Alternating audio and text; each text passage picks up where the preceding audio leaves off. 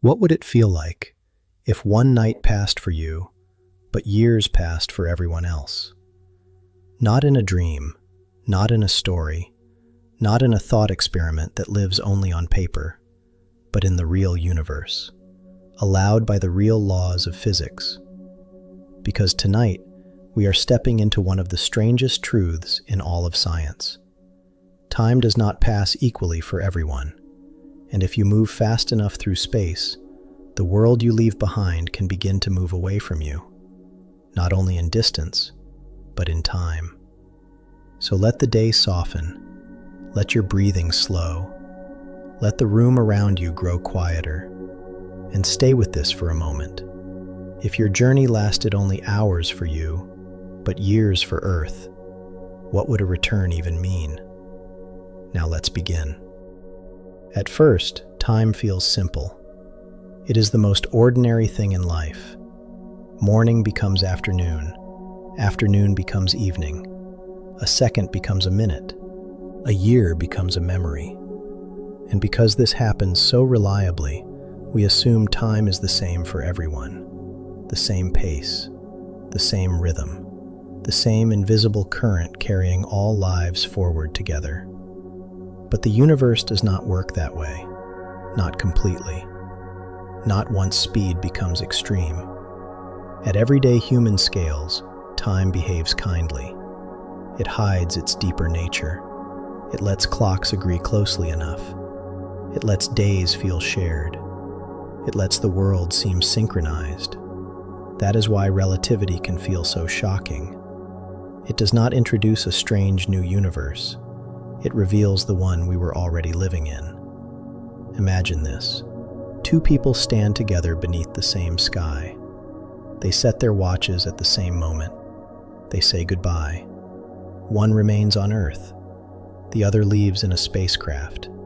Silent, steady, moving faster and faster into the dark. At the moment of departure, their clocks agree.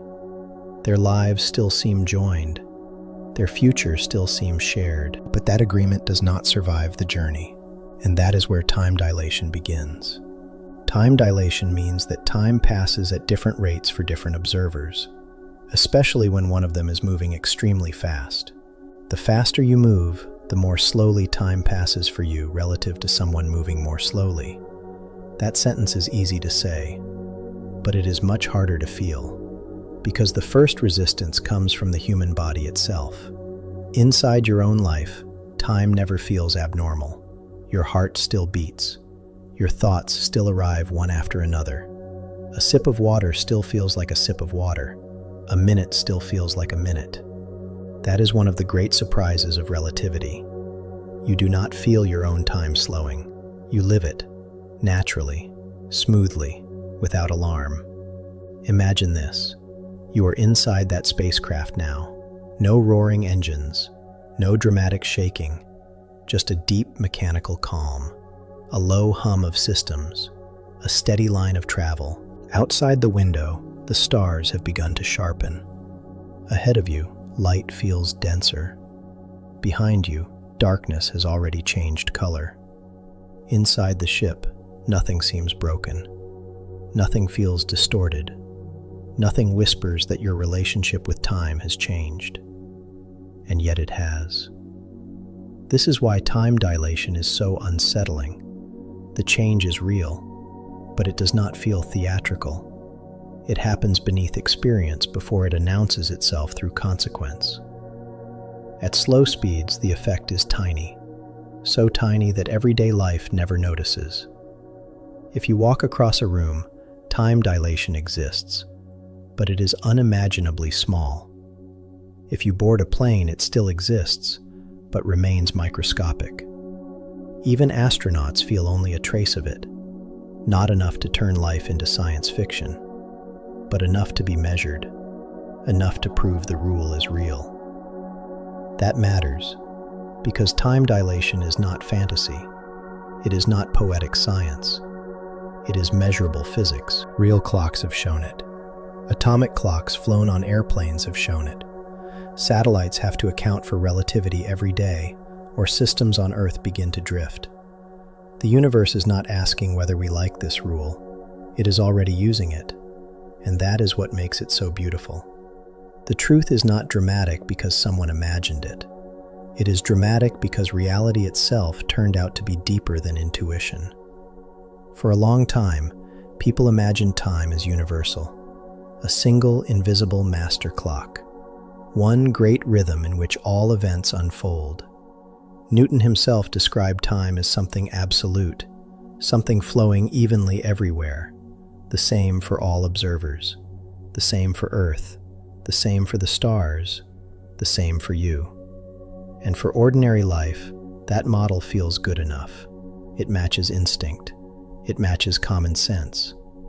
But common sense was built for slow things. Warm rooms, walking bodies, thrown stones. Not for objects moving near the speed of light. Then came Einstein, and with him came one of the hardest but most elegant ideas in all of science. The speed of light is the same for all observers, no matter how they move. That one fact changes everything. Because if light must keep the same speed for everyone, then something else has to become flexible. And what becomes flexible is space and time. That is the doorway into relativity. Not because time is broken, but because time is not separate from motion. The way you move through the universe changes the way time flows for you. Imagine this. You and a friend both start a timer. Your friend stays on Earth. You leave and accelerate deeper into space. From Earth, your ship grows more distant. From your ship, Earth begins to shrink into a small, bright memory. You both keep living. You both keep measuring. You both trust your own clocks. And neither of you is wrong. That is one of the hardest things to accept. Relativity does not say one person has the real clock and the other has the fake one. It says each observer lives inside their own valid frame. And the universe does not promise those frames will agree forever. This is where time stops feeling like a background and starts feeling like a path. A beautiful word for that path is world line. Your life is not just a story moving through places. It is a path through space-time, a line made of where you are and when you are there. Every life draws one. Every object draws one. Every photon traces its own impossible route through the structure of reality. And when two people follow different paths, their time can separate. Imagine this, not as math, as feeling. You leave Earth for what feels like a manageable journey. You sleep, you wake, you eat, you drift through long, silent hours. Maybe you record messages. Maybe you watch the stars ahead gather into a brighter stream. Maybe you begin to forget the pace of ordinary life on Earth. The ship becomes its own world, its own clock, its own little island of time. And somewhere far behind you, Earth continues. People age, cities change, children grow, seasons pass, languages shift, lives unfold without you. Not because you disappeared, but because your motion placed you on a different temporal road. That is the emotional force of time dilation. It is not only strange, it is separating. The first time many people really feel this idea is through the twin paradox. One twin stays home, the other travels at tremendous speed. When they are reunited, the traveling twin is younger. At first it sounds impossible, even childish, a trick of wording. But it is not a trick. It is the geometry of space-time. The two twins did not live the same path. One remained in a relatively stable frame. The other accelerated, crossed deep space, turned and returned. Different path, different experience time, different aging. That is not a bug in reality. It is one of reality's deepest design features. Pause there for a moment, because this changes something important.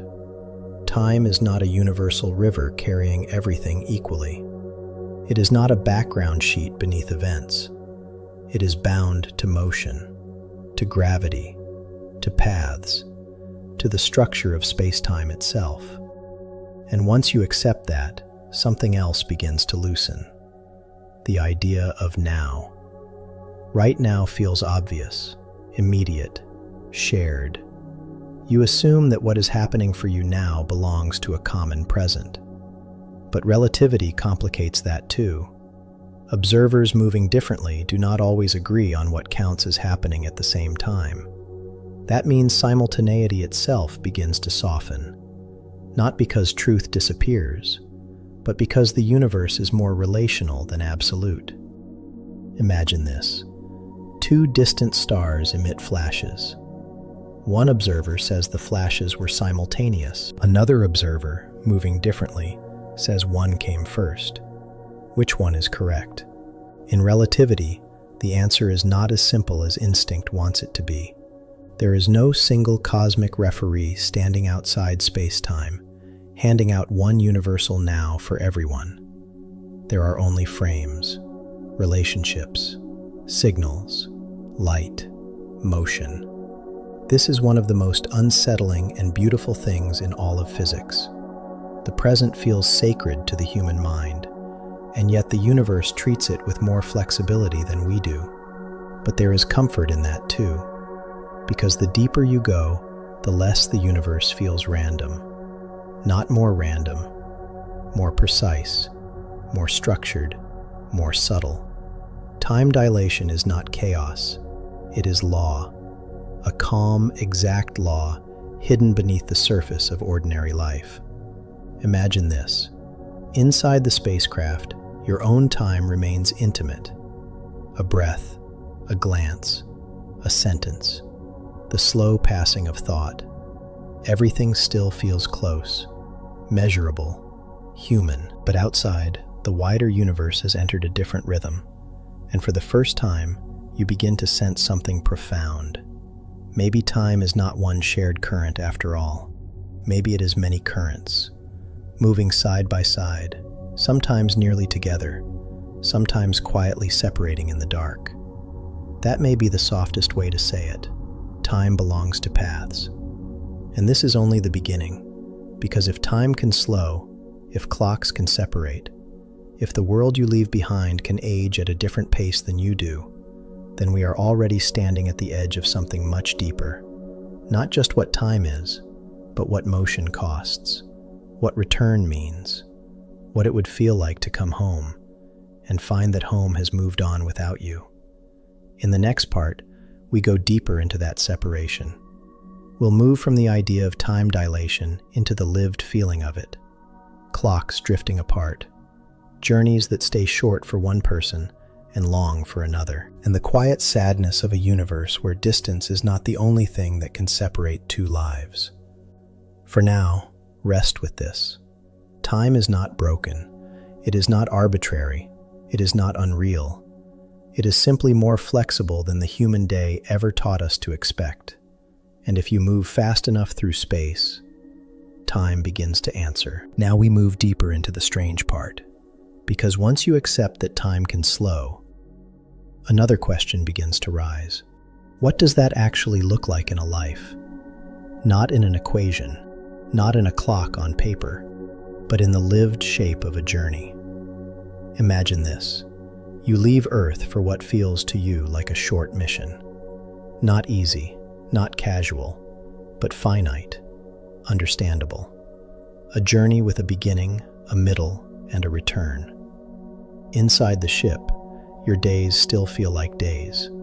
You wake, you eat, you think, you speak. You look out into the dark and watch starlight gather ahead of you. Time still feels close to the body. It still feels human. And that is what makes time dilation so emotionally difficult, because the most dramatic change does not happen inside your own awareness. It happens in comparison. Your time remains intimate. The world's time does not. This is one of the quietest shocks in all of physics. You could live through a journey that feels short to you, and discover that the world you left behind has moved much farther forward than your own life has. Not because your memories failed, not because your clocks broke, not because reality betrayed you, but because the path you took through space-time was different. Imagine this. Back on Earth, the people you left behind continue in ordinary time. Morning, evening, winter, spring, birthdays, losses, new buildings, old faces aging, children growing into adults, a city rearranging itself year by year. And while all of that continues, you remain inside a narrower stream of time, a slower personal current. Not frozen, not suspended, just less surrendered to the passage the Earth continues to measure. This is why time dilation is not only a fact, it is a separation. The deeper truth is not merely that clocks disagree, it is that lives begin to drift apart in a way no ordinary travel ever creates. Distance already separates people, but time dilation adds another kind of distance, a temporal distance, a gap in lived history, a gap in aging, a gap in what each person has passed through. Imagine this. You return, you step out. The air still feels like air. The sky still feels like sky. The Earth is still there, and yet it is not the Earth you left. Not exactly. Because while you traveled through one rhythm, the world traveled through another. That is where time dilation stops feeling abstract. Because a number on a clock is one thing, a changed world is another. A world where friends are older than you expected. A world where years accumulated in your absence. A world where the gap is not only counted, but felt. This is why the twin paradox lingers in the mind. Not because it is mathematically strange, but because it is humanly strange. One twin remains embedded in ordinary life. The other peels away from it. And when they meet again, they do not merely compare clocks, they compare existence. Who has lived through more seasons? Who has worn more years? Who has traveled farther through time itself? And the answer is not emotional. It is structural. The universe has kept two different accounts. Imagine this. You receive a message from Earth. To you, not much time seems to have passed. But the voice in the message sounds older, more weathered, more distant. Not emotionally distant, temporally distant. As if life continued there with a momentum you no longer share. That is one of the eeriest possibilities in relativistic travel. Not silence, but delayed belonging. You are still connected, but no longer synchronized. This is why time dilation is often described in terms of clocks, but truly understood through loneliness. Not total loneliness, not abandonment, but the strange loneliness of discovering that shared time was never as simple as it felt. At everyday scales, shared time feels automatic. Everyone around you seems to move forward together. Even if lives differ, the pace underneath seems common. We meet at the same hour. We age through the same years. We inhabit the same present. Relativity gently breaks that illusion. It says the present is not one universal room everyone stands inside together. It is more like a local clearing, something you inhabit from within your own motion. And that is a very different kind of universe. Imagine this. Two travelers move differently, each with a valid clock, each with a valid sense of now, each living honestly inside their own experience. And yet when they meet again, their times do not match. Not because one was wrong, but because the universe does not owe them identical durations. That is hard for the human mind because fairness and sameness feel related. We assume if reality is lawful, it should also be shared in the same way. But relativity is not interested in human expectations of symmetry. It is interested in deeper symmetry, the symmetry of laws, not the sameness of outcomes. And that distinction changes everything. The laws are the same for all observers, but the lived results depend on the path. That is why acceleration matters. That is why return matters. That is why the twin paradox is not a contradiction. One twin does not simply drift away and remain forever equivalent to the other. One turns, one changes frames, one traces a different route through space-time, and that route carries different time with it. Imagine this. Your journey has an outward leg, a deepening silence, a ship moving farther from home, then a turn, a reversal, a return. To you, all of it feels like one continuous life, one understandable experience. But the geometry underneath has recorded something else, a difference in elapsed time, a difference in aging, a difference that no amount of intuition can undo. This is what makes relativity so beautiful. It is not strange because it is arbitrary. It is strange because it is exact. Every clock, every signal, every frame, every return, all of it fits. Not into common sense, but into structure. And structure is one of the quiet comforts of science, because even where instinct fails, the universe remains coherent. Imagine this. You sit in the dim light of the ship. You float in that low mechanical hum. You watch the forward stars hold their compressed brightness. You touch the side of a cup. You hear your own breathing. Everything feels immediate. Everything feels present. And far behind you, Earth continues with its own density of life. Traffic, rain, conversations, birthdays, news, 1,000 ordinary things. All of them moving through a larger amount of time than the one you are living through. That image matters because it shows what relativity really changes. Not the existence of time, but the amount of time different lives accumulate between meetings. That is why time dilation is not about stopping time. It is about unequal duration, unequal accumulation, unequal aging. And once you feel that, the universe begins to look different. Not colder, not crueler, just less centered on human intuition. There is another strange softness here too, because the slowing of time is not experienced as violence. It is experienced as normal life from the inside. That is why the effect is so profound.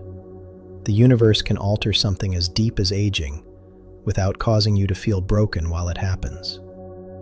Imagine this. You look at your own hands during the journey. They do not look suspended. They do not look unreal. They look like hands. Your body continues its quiet work. Cells divide, thoughts form, sleep comes, hunger returns. Life remains life, and yet compared with Earth, less of it is passing. That contrast between normal feeling and extraordinary consequence is the heart of relativity. The weirdness is not theatrical. It is hidden in comparison. This is also why time dilation had to be discovered, not guessed. Human bodies do not reveal it easily. Everyday life is too slow. The effects are too small until motion becomes extreme. Only careful measurement or extraordinary journeys bring the truth into view. And once it comes into view, it changes how you think about existence itself. Because now time is no longer a background container. It becomes something partly shaped by movement, by gravity, by the route a life takes. That means your life is not simply happening in time. It is generating its own measure of elapsed time through the path it follows. That is a strange sentence, but it points towards something real. Time is not merely where life happens. It is part of what life traces out. Imagine this. Two people begin together, not just socially together, physically together. Clock beside clock, word beside word. Then motion separates them. And over enough speed, even without malice, even without loss, even without death, time itself begins to create distance. That may be one of the most haunting truths in science. You do not need tragedy for separation. The universe can create it through geometry alone. And yet there is tenderness in that too. Because what relativity really teaches is not that life is unstable.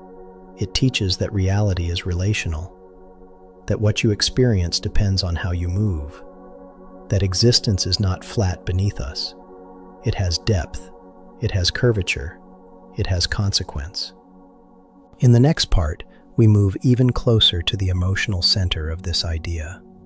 We'll follow the actual shape of a relativistic journey: departure, travel, return, and what it means to come back to a world that has continued without you. For now, rest with this. Time dilation is not only about slow clocks. It is about lives that do not gather the same amount of time. It is about return becoming stranger than departure. It is about the possibility that two people can begin together and still come back carrying different ages of reality inside them. Rest there for a moment, and when you're ready, we continue. Now we move closer to the heart of it, not just the fact that time slows, but the shape of a journey lived inside that slowing. Departure, travel, return, and the quiet shock of coming back to a world that did not keep your pace. Imagine this. You leave Earth. At first, it still feels near, a blue memory filling the window, a place still emotionally close enough to touch with thought. You can still imagine the streets, the rooms, the voices, the weather moving across the familiar sky. Then distance begins its work. Earth becomes smaller. The signal delay grows. The planet is still there, still real, still carrying everything you know, but it is no longer immediate. And the farther you move, the more the journey begins to feel self-contained. The ship becomes its own world, its own rhythm, its own little climate of light and silence. Meals happen on schedule. Sleep comes and goes.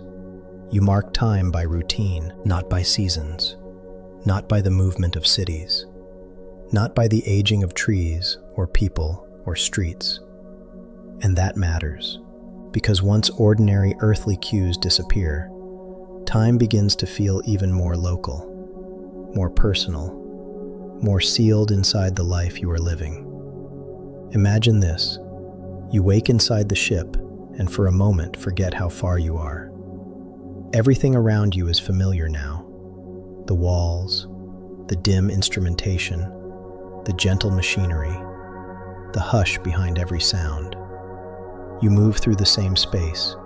You repeat the same tasks. You live inside the same contained world. And because of that, your own time continues to feel trustworthy. That is what makes relativistic travel emotionally deceptive. It does not feel like separation while you are inside it. It feels like living. Normal living, quiet living, measured living. A series of present moments, one after another, each convincing in its own reality. Meanwhile, somewhere behind you, Earth keeps changing. Not symbolically, actually. Its clocks keep moving. Its people keep aging. Its histories keep accumulating. Its small, ordinary days keep stacking into years. This is where time dilation becomes more than a scientific curiosity. It becomes a question about belonging. Because belonging is not only about where you are, it is also about when you are. To belong to a life means sharing its time, its pace, its unfolding, its sequence of change.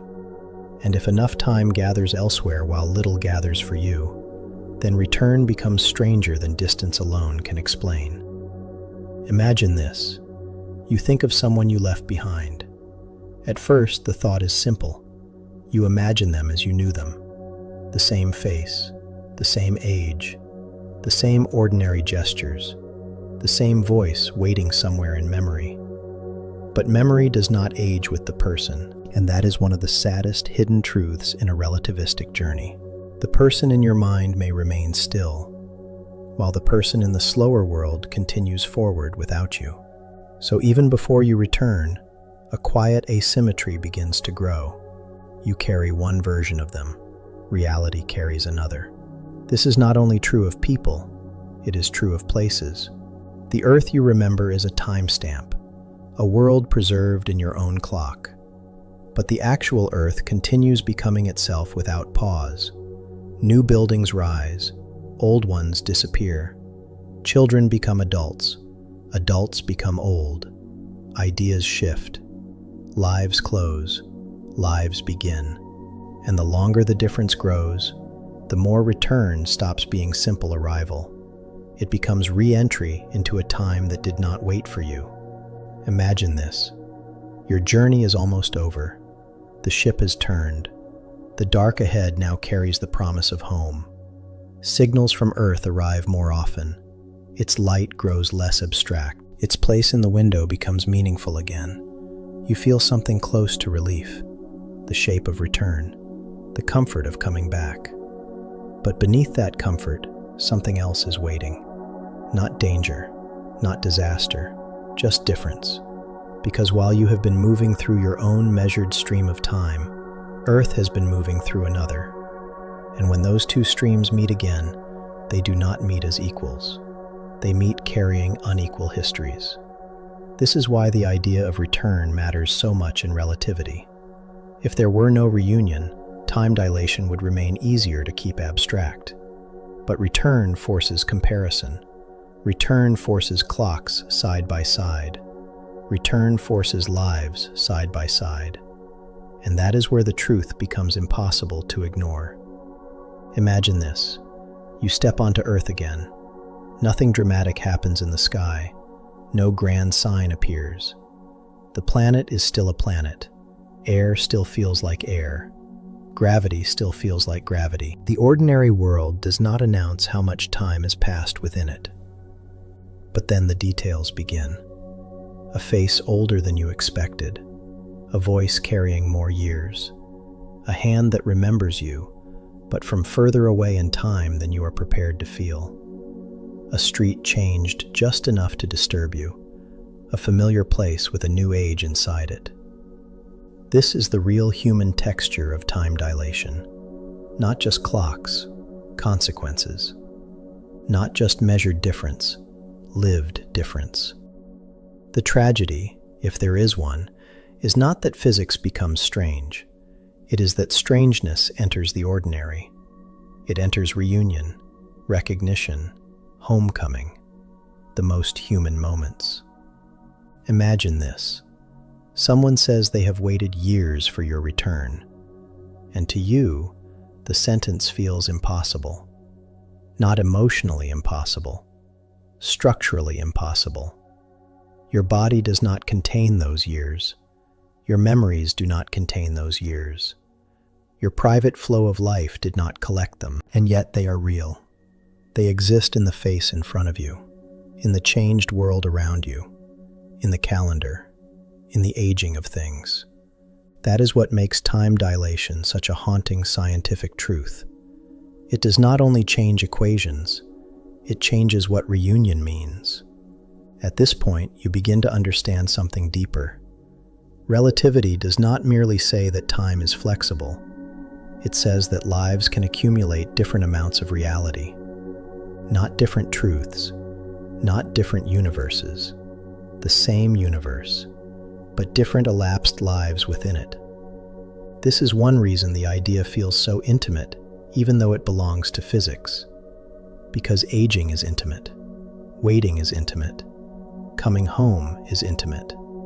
Relativity touches those things, and once it does, the theory stops being distant.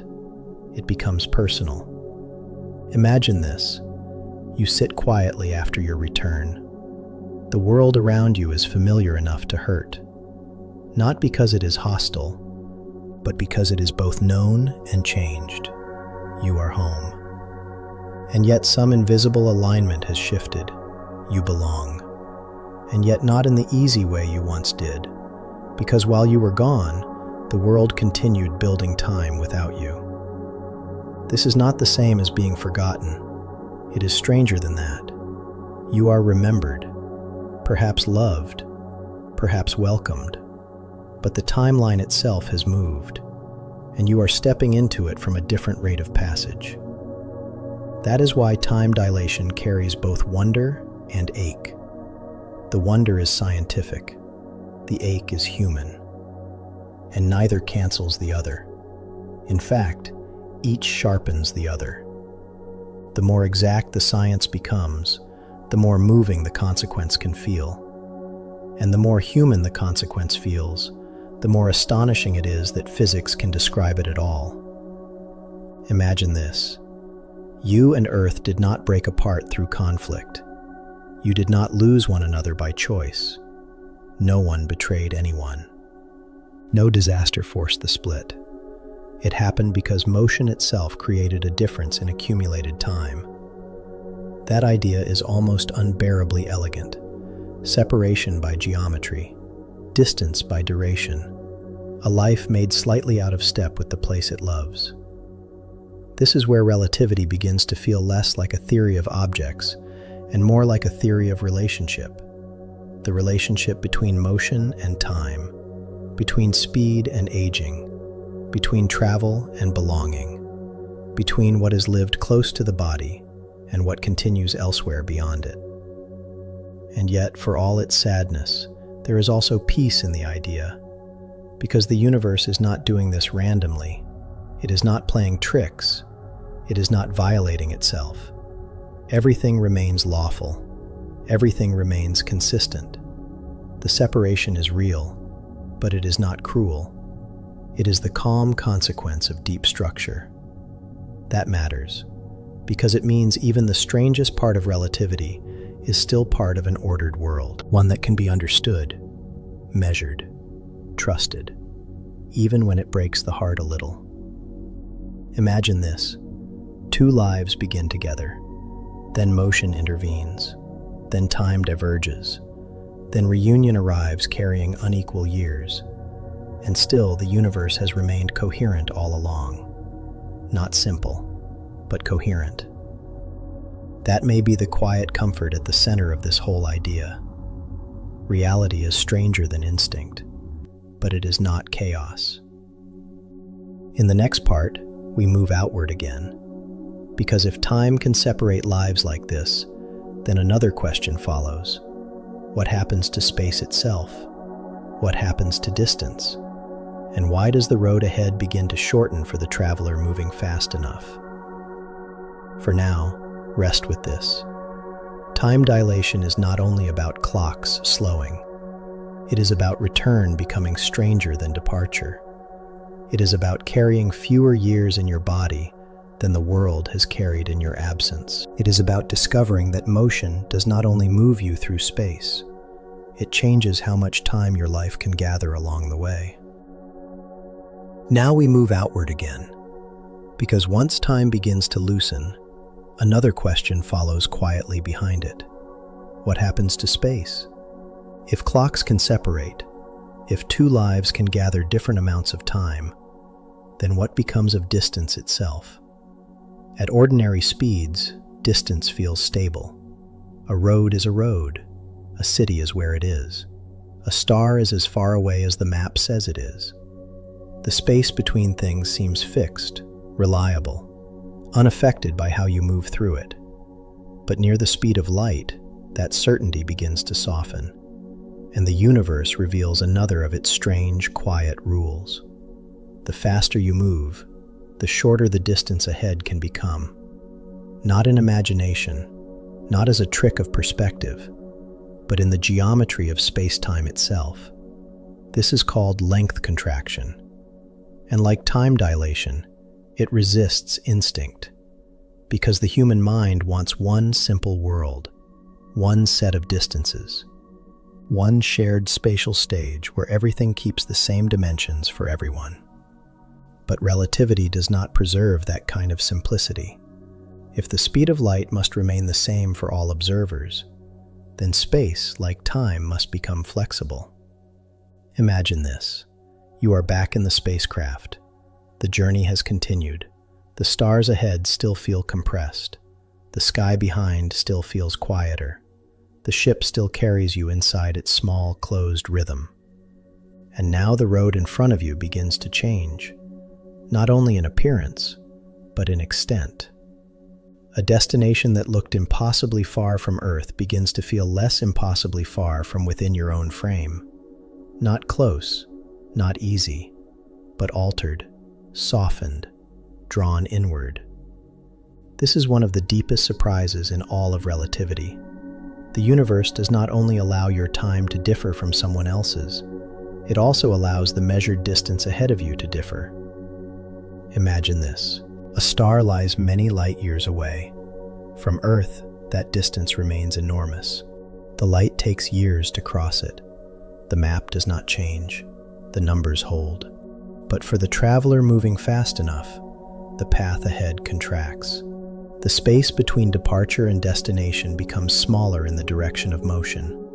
And so the journey, from inside that fast-moving frame, becomes shorter. That is what makes relativistic travel so hard to picture. From one point of view, the destination is still very far. From another, the road has folded. Both are real. Both belong to the same universe, and neither cancels the other. This is not magic. It is the same deep bargain we have been following all night. If time changes, space changes too. The two are not separate things stitched together afterward. They are aspects of one structure, space-time. Imagine this. You are looking forward through the ship. The stars ahead have narrowed into a concentrated field. A destination lives somewhere inside that dark. At slower speeds, the gap between you and it would feel overwhelming. A vast, untouched interval. A huge silence to be crossed. But now something subtler is happening. That silence is compressing. The road is no longer the same road. The gap is no longer measured by the same experience. The faster you move, the more the distance in front of you begins to shrink.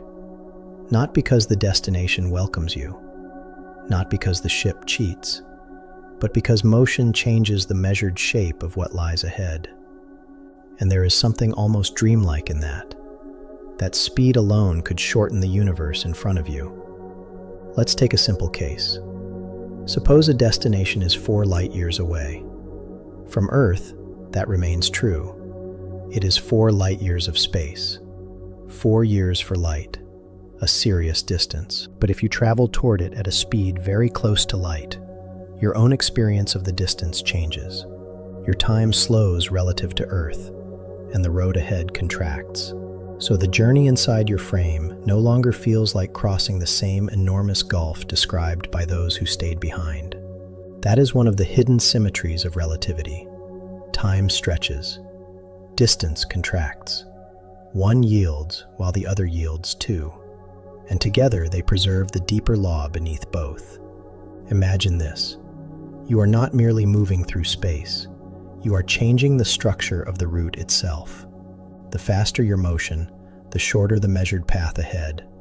The stars do not simply wait at fixed distances while you rush toward them.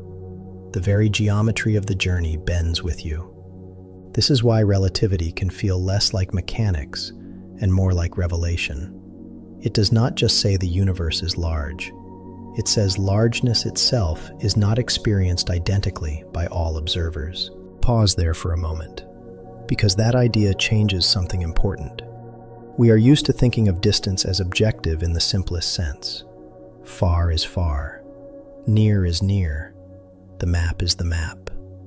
But relativity asks for a more subtle honesty. Distance depends on frame. The road ahead depends on how you move. And so even something as simple as how far becomes relational. That does not make reality vague. It makes it deeper. Imagine this. You are moving toward a distant star system. On Earth, people count the years needed for the journey. They imagine the long interval, the patience, the waiting. And from their perspective, they are right. But inside the ship, the journey is not built from the same amount of space. The distance contracts. The destination folds inward. And suddenly, what looked nearly unreachable from one frame becomes less unreachable from another. Not easy, not cheap, not casual, but transformed. This is one of the calm mercies hidden inside relativity. The universe sets an impossible speed limit for matter, but it also lets the road grow shorter for the one who truly travels near it. There is beauty in that balance. Nature is severe. but not without subtle kindness. Imagine this. The Milky Way stretches ahead of you. At human scales, it feels impossible. 100,000 light-years across. A spiral too large for the mind to hold comfortably. Even light takes immense time to cross it. And yet, for the relativistic traveler, that span is not measured in the same way. The galaxy ahead narrows. Its width contracts in the direction of travel. Its scale remains majestic, but becomes different in lived geometry. And if you imagine still greater distances, Andromeda, the dark between galaxies, remote structures in the wider cosmos, the same law remains. The faster you move, the less final the road ahead appears from within your frame. This is why relativistic space travel intoxicates the imagination, not because it makes the impossible easy, but because it reveals that the impossible is stranger than it first looked. The universe is still vast, still difficult, still costly, but not rigid in the way instinct first assumed. Of course, there is a price. There is always a price. To push matter closer and closer to the speed of light demands more and more energy, immense amounts, brutal amounts. The light barrier never simply yields. So relativity does not hand you easy shortcuts. It preserves wonder while refusing fantasy. It lets distance contract, but only for those who pay deeply in motion. That is part of what makes it feel so elegant. The universe is flexible in structure and uncompromising in law. Imagine this. You are nearing the far point of your journey. The road ahead is shorter than any slower observer would describe. The destination has drawn inward. The stars no longer feel scattered across an indifferent abyss. They feel arranged along a path that has become more intimate. And yet the effort required to reach this state has been immense. The universe gave nothing cheaply. It changed the road for you, but demanded the full seriousness of speed in return. That exchange feels almost moral in its symmetry. Not humanly moral, cosmically fair. Another thing begins to change here too, the meaning of scale itself. At ordinary life, we measure the universe from outside ourselves, with maps, with numbers, with light years, with diagrams and images. But at relativistic speed, scale becomes something more lived. The size of the cosmos is no longer only a fact on paper. It becomes a relationship between motion and distance, between frame and road, between the traveler and the path ahead. That is why this part of relativity feels so haunting. It does not remove the vastness of the universe. It changes how vastness can be inhabited. Imagine this. You are no longer simply looking at a far place. You are entering a geometry in which far itself has begun to bend. Not to illusion, not to wishful thinking, but to law. This is where the universe starts to feel less like a frozen stage, and more like an active structure responding to motion. Not emotionally, not mysteriously, but mathematically. And that is enough to make everything feel new. Because once the road itself can shrink, distance stops being a passive backdrop. It becomes part of the drama, part of the negotiation between traveler and cosmos. This is also why return becomes even more layered. If the outward journey changed time and distance, then the homeward path does the same. The road back is not the same road in any simple sense. It too belongs to frame, to motion, to the structure of the route you carve through space-time. Imagine this. What you once called far, what you once feared as unreachable, what once felt fixed in the dark, now feels differently shaped. Still real, still difficult, but no longer identical to the way you first understood it. That is the quiet gift of this idea. Relativity does not only make the universe stranger, it makes it more intimate. Not smaller in truth, but closer in lived geometry for the one moving fast enough to discover it. And maybe that is why the concept lingers so strongly in the mind, because it touches something deep. the hope that the road ahead might not be as impossible as it first appears, the recognition that movement changes more than location. It changes the shape of the path itself. In the next part, we come to the final boundary, because once time slows and distance contracts, one question remains. Why can nothing with mass actually reach the speed of light? Why does the universe allow us to approach that limit, but never cross it? What is so special about light that everything else must bend around it? For now, rest with this. Distance is not as rigid as ordinary life makes it seem. The road ahead can shorten, the gap between worlds can contract, and the universe, without breaking any law, can become stranger and more intimate at the same time. Now we arrive at the final boundary, because by this point, the universe has already changed in extraordinary ways. Time has loosened, distance has contracted. A journey that felt short for one life has become long for another. The road ahead has folded, the world behind has aged differently, and after all of that, one final question remains. Why can nothing with mass actually reach the speed of light? Why does the universe allow time to slow, distance to shrink, and reality itself to bend around motion, but still refuse the final crossing? This is the last quiet mystery in our journey, and the answer begins with energy. At ordinary speeds, speed feels simple. Push something, and it moves faster. Push harder, and it moves faster still. That pattern feels so natural that we assume it can continue forever. A little more, then a little more, then more again, until eventually anything should be able to go as fast as anything else. But the universe does not work that way, not once mass is involved. The faster an object with mass moves, the harder it becomes to make it move faster still.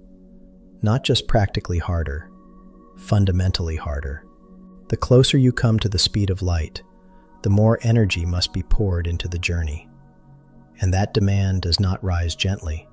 It rises steeply, then more steeply, then so severely that the final step becomes unreachable. For anything with mass, reaching the speed of light would require infinite energy, and infinity is not a bill the universe allows matter to pay. That is why light remains different. A photon has no rest mass. It does not begin slow and get pushed up to light speed. It simply exists that way. It is born into that motion. That is part of what light is. Not only brightness, not only information, but a thing fundamentally tied to the deepest speed limit in nature. Matter is not like that. Matter begins heavy with rest mass, and because of that, it lives under a different rule. It may approach the limit. It may transform time and distance as it does, but it may never become light. Imagine this. You are still inside the ship. You have come as close to the limit as physics will allow. Closer, and closer, and closer. Each increase in speed changes the universe around you. Time continues to separate. The road ahead continues to shrink. The difference between your life and the slower world behind you continues to grow. And yet the limit remains ahead, always ahead, never touched. It is like moving toward a horizon that keeps its place no matter how far you go. Not because the horizon is unreal, but because it belongs to the structure of the world itself. That is what the speed of light really is. Not merely a fast number, not merely an engineering challenge, but the shape of a boundary built into reality. There is something almost beautiful in that refusal. Human imagination loves completion, the final step, the absolute crossing, the moment when the limit becomes yours. But nature often gives something subtler: approach without possession, understanding without conquest, nearness without collapse. And perhaps that is more profound, because it means the universe is not simply a place of endless access. It is a place of structure, a place where even the impossible teaches you something by remaining just beyond reach. Imagine this. You spend years of planning. You build the ship. You gather the energy. You leave the Earth behind. You bend time around your motion. You shorten the road ahead. You watch reality itself begin to change shape around the journey. And still, the final edge belongs to light alone. That can sound frustrating at first, almost cruel. After all, the universe gives so much. It lets clocks drift apart. It lets distance contract. It lets journeys soften and clocks drift apart. And then, at the very edge, it says no further. But that no is not punishment. It is protection. Because if the speed of light were not absolute, something deeper would begin to fail. Cause and effect could become unstable. Signals could arrive before they were sent. The order by which one thing influences another could begin to unravel. The universe would not merely become stranger, it would lose coherence. So the light barrier is not just a wall, it is a safeguard, a quiet law holding reality together. And there is comfort in that. The same limit that denies total freedom is the limit that preserves intelligibility. It gives the universe order, sequence, structure, a clean relationship between event and consequence. Without it, everything would be looser in a way that would not feel magical. It would feel broken. This is why the speed of light matters so much. It is not only about travel, it is about meaning. It is about what can affect what can arrive when, what can still be trusted in the long logic of the cosmos. Imagine this. Every signal you have ever seen has already obeyed this law. Sunlight crossing the space between the sun and Earth. A star's glow arriving after years of travel. A distant galaxy sending its old light across the dark. Every image reaching your eyes has lived inside this same boundary. You do not have to travel near light speed to live inside relativity. You are already inside it. You always were. You simply move too gently to notice most of its deeper consequences. That may be one of the quiet wonders of all this. The universe we call ordinary was never ordinary. It was only familiar. The same law that would transform a relativistic journey is already shaping the room around you now. It is in every delay, every reflection, every star, every shadow, every signal crossing space on its way to becoming sight. And perhaps that is why this idea continues to fascinate us. Not because we expect to make such journeys soon, not because we need the fantasy of outrunning the stars, but because light sits at the center of a deeper truth. Reality is more flexible, more relational, more beautiful, and more mysterious than everyday life suggests. By following time dilation, we discovered that time is not shared equally. By following distance contraction, we discovered that space is not measured equally either. And now, at the final edge, we discover why both had to bend. Because light remains fixed. Because the limit remains intact. Because everything else in relativity is built around protecting that one deep consistency. Imagine this, a silent craft suspended in interstellar dark. Ahead, the road has narrowed. Behind, the world has aged. Inside, your breath remains your own. Your thoughts remain your own. Your life continues in its measured inward rhythm. And all around you, space-time holds together with perfect calm. Not loudly, not dramatically, just lawfully. The cosmos did not become chaotic at the edge of speed. It became more precise, more disciplined, more itself. That may be the final comfort in all of this. The deeper we go, the stranger reality becomes, but also the more coherent, the more structured, the more elegant. Even where intuition fails, law remains. Even where time separates lives and distance changes shape, the universe does not lose itself. It simply reveals more of what it always was. So if you carry anything with you from tonight's journey, let it be this. Time is not a universal river. Distance is not a rigid stage. Light is not merely brightness, and the speed of light is not simply a number. It is one of the deepest organizing principles in the universe. Now the journey begins to quiet. The ideas soften. The edge of speed grows gentler in the mind. And perhaps what remains is not fear, but stillness. A sense that reality is stranger than we were taught, but also more beautiful. For now, let the stars soften. Let the room grow quieter. Let the idea settle gently into the dark. The universe has a speed limit, and because it does, time can bend, distance can change, and reality can still make sense. Rest there for a moment, and when sleep comes, let it come softly.